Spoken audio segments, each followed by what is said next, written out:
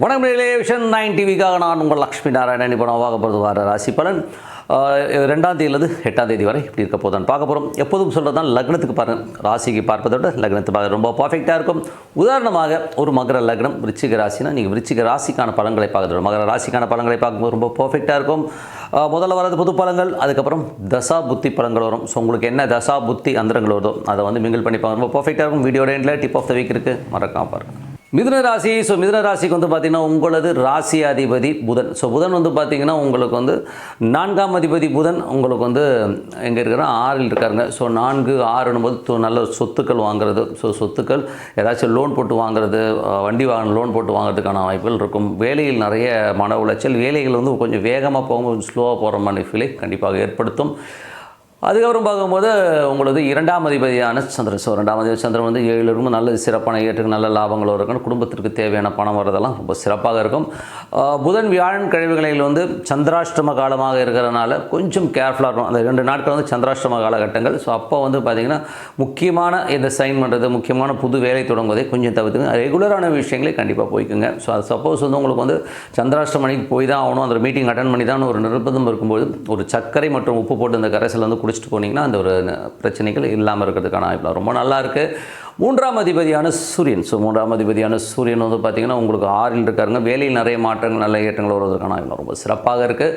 அது வந்து நல்ல ஏற்றங்களை கொடுக்கறதுக்கான வாய்ப்பும் சிறப்பாக இருக்குங்க. ஸோ எல்லாமே ரொம்ப நல்ல விஷயங்கள் தான். இது வந்து சனியுடைய சாரத்தில் நிறைய பிரயாணங்கள் மேற்கொள்வதற்கான வாய்ப்புகள் கொடுத்துருதுங்க. அதுக்கப்புறம் பார்க்கும்போது உங்களுக்கு 4ஆம் அதிபதியான புதன். 4ஆம் அதிபதியான புதன் 6ல் இருக்கும்போது புதிய வண்டி வாகனங்கள் லோன் போட்டு வாங்கலாம், இல்லை ஒரு வண்டி பராமரிப்பு பண்ணுறது, வீடு பராமரிப்பு வேலைகள், தாயாரோட உடல்நலம் சம்மந்தமான விஷயங்கள் வந்து கொஞ்சம் கவனமாக இருக்க வேண்டிய ஒரு காலகட்டங்க. 5ஆம் அதிபதியான சுக்கிரன். ஸோ 5ஆம் அதிபதியான சுக்கிரன் வந்து பார்த்திங்கன்னா உங்களுக்கு 8ல் இருக்கார். குழந்தைகள் வந்து கொஞ்சம் லொல்லு பண்ணுற மாதிரியான விஷயங்களே கண்டிப்பாக பண்ணுவாங்க. ஸோ குழந்தைகளோட விஷயங்கள் கொஞ்சம் கேர்ஃபுல்லாக இருங்க. அவங்க வந்து குழந்தைகள் மேலே நிறைய சந்தேகங்கள் வரும். ஸோ அதனால் வந்து சந்தேகங்கள் வந்து கொஞ்சம் கிளாரிஃபை பண்ணிக்கிங்க, தப்பு கிடையாது. பட் இருந்தால் கொஞ்சம் கேர்ஃபுல்லாக இருக்கிறது ரொம்ப ரொம்ப அவசியம். 6ஆம் அதிபதியான செவ்வாய். ஸோ 6ஆம் அதிபதியான செவ்வாய் வந்து பார்த்திங்கன்னா உங்களுக்கு வந்து 2ல் நீச்சமாக இருக்கும்போது வேலையில் வந்து யாராச்சும் கடினமாக பேசுகிறது, கொஞ்சம் அவமானப்படுத்துகிற மாதிரி பேசுவீங்க, பச்சையாக பேசணும். ஸோ எவ்வளோ பேசுறதுக்கான வாய்ப்பு ரொம்ப கவனமாக பேசுங்க. குடும்பத்தில் உள்ளவர்கிட்டையும் பேசும்போது கொஞ்சம் பார்த்து பேசுறது ரொம்ப ரொம்ப நல்லது. இன்வெஸ்ட்மெண்ட் செக்டர் புதுசாக நான் இன்வெஸ்ட்மெண்ட் பண்ண போகிறேன், புதுசாக வாங்குகிறேன், கொஞ்சம் ஜாக்கிரதையாக இருந்துங்க. ஏன்னா வந்து 2ல் செவ்வாய் வந்து நீச்சமாக இருக்கும்போது அது வந்து கொஞ்சம் பிரச்சனைகளை பண்ணக்கூடிய விஷயங்கள், கொஞ்சம் அவமானங்கள் வர மாதிரியான விஷயங்களை கண்டிப்பாக ஏற்படுத்தும். வேலை விஷயங்கள் வந்து ரொம்ப கவனமாக இருக்கணும். ஸோ வேலையில் வந்து இப்போதைக்கு வாயை வந்து கம்முன்னு வச்சுக்கிறது ரொம்ப ரொம்ப நல்லது. அதுக்கப்புறம் வந்து செவ்வாய் வந்து சனியுடைய சாரத்தில் போகுதுங்க. ஸோ சனியுடைய சாரத்தில் போகும்பொழுது அப்பா சார்ந்த உறவுகளால் வந்து நம்ம கொஞ்சம் டென்ஷனோ ஸ்ட்ரெஸ்ஸோ கொஞ்சம் வாக்குவாதங்கள் வர்றதுக்கான வாய்ப்பு கொஞ்சம் கவனமாக இருக்க வேண்டியது அவசியம்தான். அதுக்கப்புறம் பார்க்கும்போது உங்களுக்கு 7ஆம் அதிபதியான குரு வந்து பார்த்திங்கன்னா உங்களுக்கு 12ல் இருக்கும்போது கணவன் மனைவி கொஞ்சம் செலவு பண்ணுறது, கொஞ்சம் வெளியூர் போகிற மாதிரியான விஷயங்களை நிறைய ஏற்படுத்துங்க. அதுக்கப்புறம் பார்க்கும்போது உங்களுக்கு 8ஆம் அதிபதியான சனி வந்து 9ல் இருக்கும்போது அப்பாவுக்கும் உங்களுக்கும் நிறைய ஒரு சின்ன சின்ன கருத்து முதல் வர்றதுக்கான வாய்ப்புகள் நிறைய இருக்குது. 9ஆம் அதிபதியான சனி வந்து 10ஆம் அதிபதியான ராகுவுடைய ஒரு நட்சத்திர பரிவர்த்தனையில் இருக்கும்போது தொழில் ரீதியான விஷயங்கள் வந்து நிறைய பிரயாணங்கள் மேற்கொள்கிறது, வெளியூர் போகிறது, இந்த மாதிரி விஷயங்கள்லாம் நிறைய கொடுத்துரும். ஸோ நல்ல டெவலப்மெண்ட் வரதுக்கான வாய்ப்பெல்லாம் ரொம்ப நல்லா இருக்குது. அதுக்கப்புறம் போது 11ஆம் அதிபதியான செவ்வாய் 2ல் இருக்கும்போது மூத்த சகோதரர்கிட்ட பேசும்போது ரொம்ப கவனமாக, பெரிய லாபம் வருன்றதுக்காக அந்த எமோஷனில் வந்து அசிங்கமாக பேசுறது, கொஞ்சம் வந்து பேராசையினால் கொஞ்சம் அவமானப்படுற மாதிரி விஷயம் நடக்கும்ன்றதுனால கொஞ்சம் கேர்ஃபுல்லாக இருந்துக்கோங்க. ஏன்னா 2ல் செவ்வாய் நீச்சனும்போது அந்த மாதிரி விஷயங்களே பண்ணும். அதுவும் வந்து தந்தை சார்ந்த விஷயங்களை பேசும்போது, மூத்த சகோதரர்கிட்ட பேசும்போது ரொம்ப கேர்ஃபுல்லாக இருக்கும் காலகட்டங்க. ஸோ அதுக்கப்புறம் வந்து 12ஆம் அதிபதியான சுக்கிரன். ஸோ 12ஆம் அதிபதியான சுக்கிரன் வந்து உங்களுக்கு 8ல் இருக்கும்போது மறைமுகமாக எவனா பேசுவான், பசங்களே கொஞ்சம் டென்ஷன் பண்ணுவாங்க, இந்த மாதிரி விஷயங்களும் கொஞ்சம் கேர்ஃபுல்லாக இருக்கணும் ஒரு காலகட்டங்க. கொஞ்சம் கேர்ஃபுல்லாக இருந்துக்குங்க. இதுவரை பார்த்தது பொது பலங்கள். இப்போ பார்க்க போகிறது தசாபுத்தி பலங்கள் எப்படி இருக்கணும். ஸோ தசாபுத்தி பலங்கள் வந்து பார்த்தீங்கன்னா மிதுன லக்னமாக இருந்து சூரிய தசாபுத்தி அந்த சூரியன் வந்து பார்த்திங்கன்னா உங்களுக்கு வந்து 6ல் இருக்காருங்க. ஸோ 3ஆம் அதிபதி 6ல் இருக்கும் வந்து வேலை சம்மந்தமான விஷயம், நிறைய பிரயாணங்கள் மேற்கொள்வதற்கான வாய்ப்பெல்லாம் இருக்குது. ஸோ கொஞ்சம் வந்து அங்கே ட்ராவல் அதிகமாக இருக்கிறதுக்கான வாய்ப்பு, வேலையில் நிறைய மாற்றம் பண்ணலாமாங்கிற எண்ணங்களை கண்டிப்பாக ஏற்படுத்தும். அதுக்கப்புறம் பார்க்கும்போது மிதுன லக்னமாகிறது சந்திர தசாபுத்தி அந்த சந்திரன் வந்து 8ல் பயணிக்கிறார் புதன் வியாழனில். ஸோ அதனால் சந்திராஷ்டம காலகட்டங்களும் முக்கியமான வேலைகள் மட்டும், அதை சாதாரணமாக டெய்லி பண்ணுற வேலைகள் பண்ணுவோம், முக்கியமான ஏதாவது புதுசாக சைன் பண்ணுறது, இதில் புது வேலை தொடங்குவது கொஞ்சம் பார்த்துங்க. ஏன்னா அந்த டைமில் வந்து கொஞ்சம் மனசு வந்து ஆசிலேஷனில் இருக்கும், கொஞ்சம் பரபரன்னு இருக்கும். ஸோ அதனால் வந்து கொஞ்சம் கேர்ஃபுல்லாக இருந்துங்க. அந்த காலகட்டத்தில் முக்கியமாக போய் தான் ஆகணும்னா ஒரு உப்பு மற்றும் சர்க்கரை கரைசலை வந்து வாயில் போட்டு குடிச்சுக்கோங்க. ஸோ வயிற்றில் அந்த தண்ணி இருக்கும்போது அந்த சந்திராஷ்டம பாதிப்புகள் ஏற்படாது.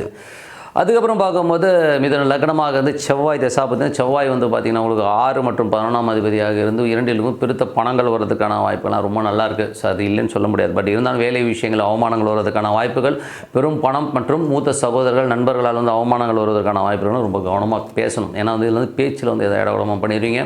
ஸோ அதனால் கொஞ்சம் கேர்ஃபுல்லாக இருக்கின்ற ஒரு காலகட்டங்க.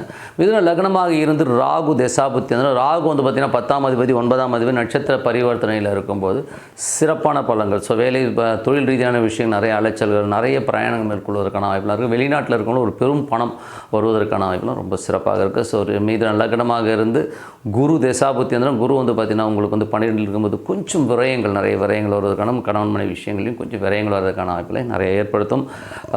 மிதுன லக்னமாக இருந்து சனி தசாபத்தின்னு சனி வந்து பார்த்திங்கன்னா உங்களுக்கு வந்து 8ஆம் அதிபதி 9 தந்தைக்கும் உங்களுக்கும் சின்ன மன உளைச்சல் வருவதற்கான வாய்ப்புகள், வெளிநாட்டில் இருக்கிறது ஒரு பெரும் பணம் வருவதற்கான வாய்ப்புலாம் ரொம்ப சிறப்பாக இருக்குங்க. அது மறைமுகமாக வரும். சில நேரத்தில் வந்து லாட்டரி கிட்டி சின்னதாக வந்து டக்குன்னு வந்துடும். ஸோ யாரும் சொல்லாமல் கமுக்கமாக வச்சுருக்கான வாய்ப்புகள் நிறைய இருக்குது. மிதுன லக்னமாக இருந்து புதன் தசாபத்தின்னு புதன் வந்து 1 4ஆம் அதிபதி 6இல் வக்கரமாக இருக்கும்போது தாயார் கொஞ்சம் பிடிவாதமாக இருக்காங்க. அம்மாவுடைய உடல்நலம் சார்ந்த விஷயங்கள் ரொம்ப கவனமாக இருக்கணும். ஏதாச்சும் ஒரு லோன் போட்டு வண்டி வாங்கலாம், வீடு மனை வாங்கலாம், இல்லை சில நேரங்களில் வந்து வீடு பராமரிப்பு வேலைகள் நடக்கிறதுக்கான வாய்ப்புலாம் நிறைய இருக்குது. ஸோ அது பார்த்துக்கணும். மிதுன லக்னமாக இருந்து கேது தசாவது கேது 4இல் இருக்கும்போது தாயார் சம்பந்தமான உறவுகள் வந்து சின்ன சின்ன ஒரு வாக்குவாதங்கள், ஒரு டென்ஷன் வர்றதுக்கான வாய்ப்பு, அம்மாவுக்கும் உங்களுக்கும் நிறைய கருத்து வேறுபாடு வர்றதுக்கான வாய்ப்புலாம் ரொம்ப கவனமாக இருக்கணும்.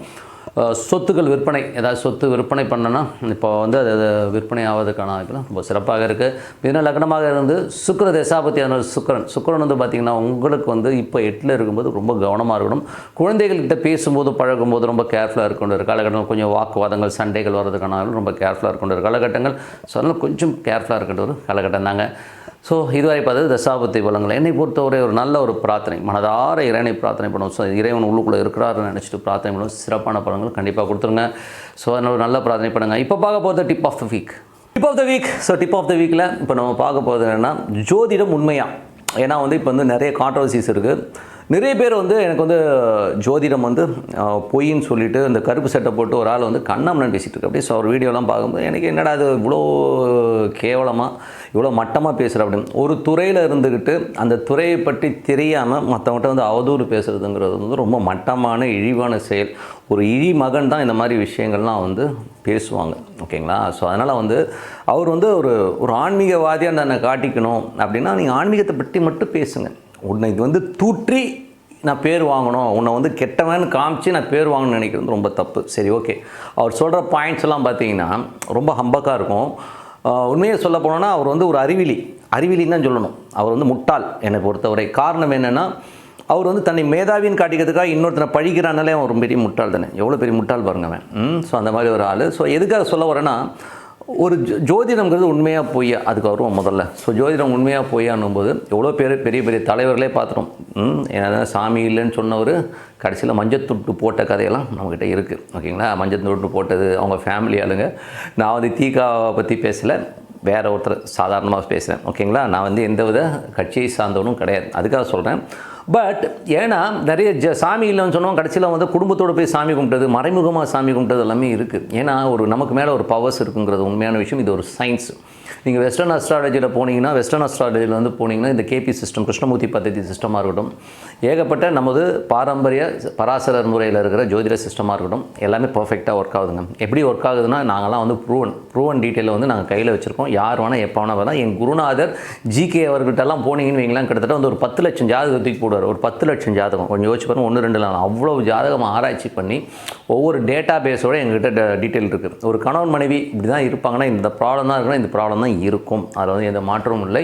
அதே மாதிரி ஒருத்தனுடைய தசாபுத்தி அந்தரங்கள் வந்து தப்பாக இருக்குன்னா இந்த மாதிரி விஷயங்கள் இப்படி தான் நடக்குங்கிறதையும் நான் உண்மையாக சொல்லியிருக்கோம்.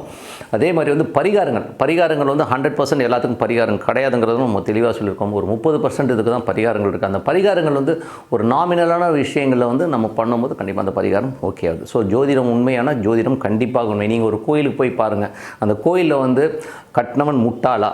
ஓகேங்களா? அதே மாதிரி வந்து ஜோதிடம் சம்மந்தமான விஷயங்களை எழுதி வச்ச முனிவர்களும் சாஸ்திரத்தை படைத்தவங்களும் முட்டாளா? எனக்கு தெரியலைங்க. ஸோ அப்போ வந்து இவர் அறிவி ஜீவி மாதிரியும் மற்றவனெல்லாம் முட்டாளாக்கிற ஒரு விஷயத்தை வந்து எப்படி பண்ணுறான்னு எனக்கு தெரியல. ஸோ அது அவ்வளோ மோசமான ஒரு ஆளாக தான் அவர் தெரியல. ஸோ அதனால் வந்து ஜோதிடம்ங்கிறது வந்து நீங்கள் உள்ளே போய் இறங்கி பார்த்தீங்கன்னா என்கிட்ட டேட்டாபேஸ் இருக்குது.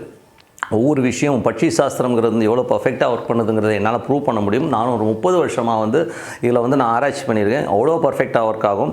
சனி சூரியன் பார்வை இருக்கிறவங்க அப்பா புள்ள என்னைக்காச்சும் ஒத்துமையாக இருந்திருக்காங்களா, சனி சூரியன் அந்த தொடர்புள்ள ஜாதகத்தில் உள்ள பொண்ணும் அப்பா எவ்வளோ இன்டிமசி பாண்டேஜாக இருக்காங்க, அதெல்லாம் என்னால் காட்ட முடியும். அதே மாதிரி வந்து பார்த்திங்கன்னா நிறைய ஜாதகங்கள் தசா புத்திகள் மூலியமாக ஒன்றி சந்தோஷமாக வாழ்கிற எத்தனையோ தம்பதிகளை காட்ட முடியும். இது வந்து ஒரு சயின்ஸ், ஓகேங்களா. இது வந்து மூட நம்பிக்கை கிடையாது, இதில் வந்து சயின்ஸு.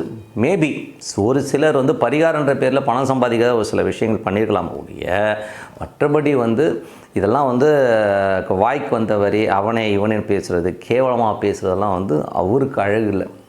ஸோ அதனால தான் ஜோதிடம் உண்மை.